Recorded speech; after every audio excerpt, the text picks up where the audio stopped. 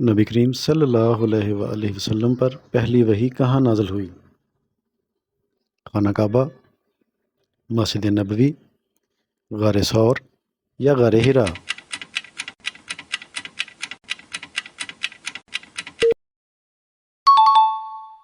درست جواب غار حرا۔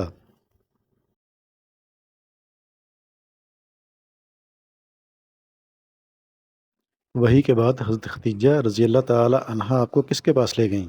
حضرت ابو طالب، حضرت ابوبکر صدیق، ورقہ بن نوفل، حضرت حمزہ؟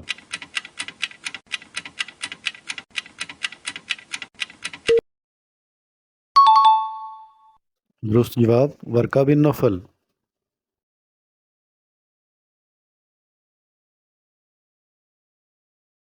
آپ صلی اللہ علیہ وآلہ وسلم نے دعوت اسلام کے آغاز کے لیے لوگوں کو کس جگہ اکٹھا کیا؟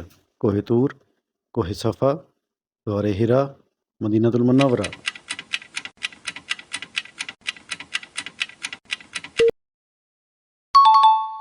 درست جواب کوہ صفا۔